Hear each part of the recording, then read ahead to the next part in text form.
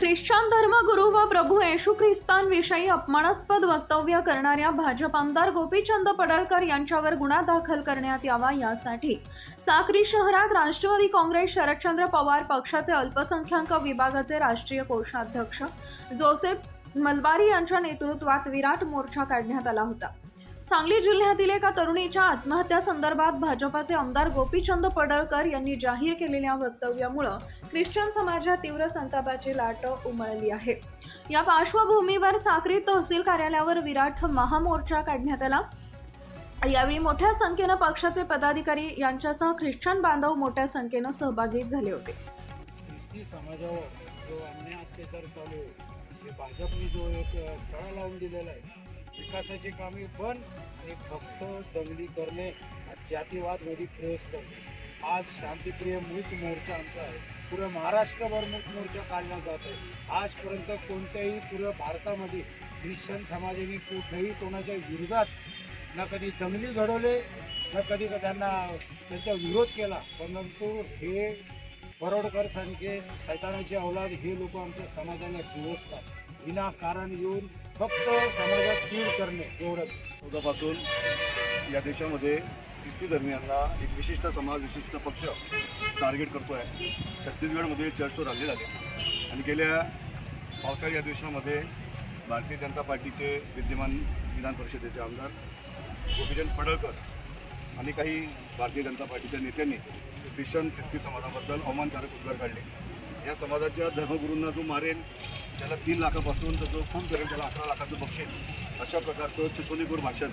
गोपीचंद पडळकरांनी केलं।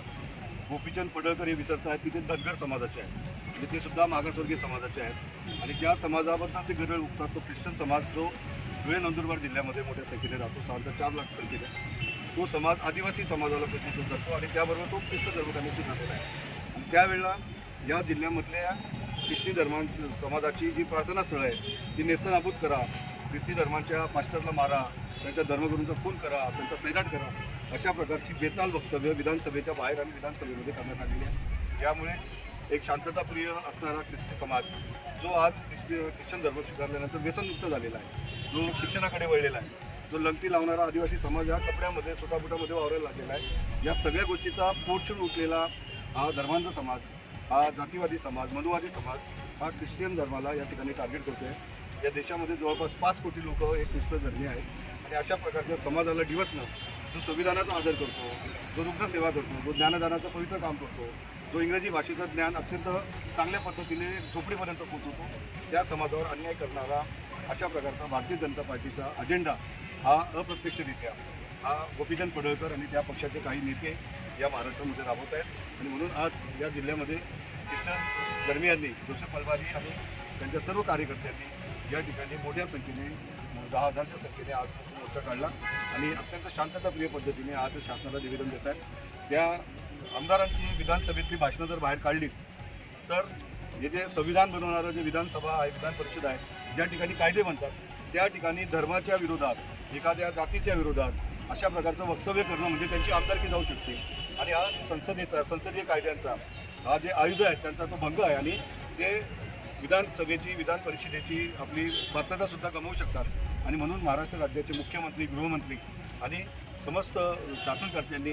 या प्रकाराची गांभीर्याने दखल घ्यावी, शांतताप्रिय ख्रिस्ती समाजाला डिवचू नये आणि या देशामध्ये संविधानाचा आदर करणारा जो वर्ग आहे ख्रिश्चन समाज आहे त्याला डिवचू नये। पोलिसांवर ऑलरेडीच अनेक प्रकारचे ताण पडलेले आहेत आणि यावेळेला हा समाज जो या महाराष्ट्रामध्ये मोठ्या संख्येने असतो तो बिथरला आणि 2 समाजामध्ये जर संघर्ष सुरू झाला तर पोलीस यंत्रणेवर देखील मोठ्या प्रमाणात ताण येऊ शकतो। आणि म्हणून आपल्या माध्यमातून आज या ठिकाणी तहसीलदार साहेबांना, साक्री तहसीलदार साहेबांना या ठिकाणी निवेदन देऊन या लोकप्रतिनिधींच्या बेलगाम वक्तव्यांना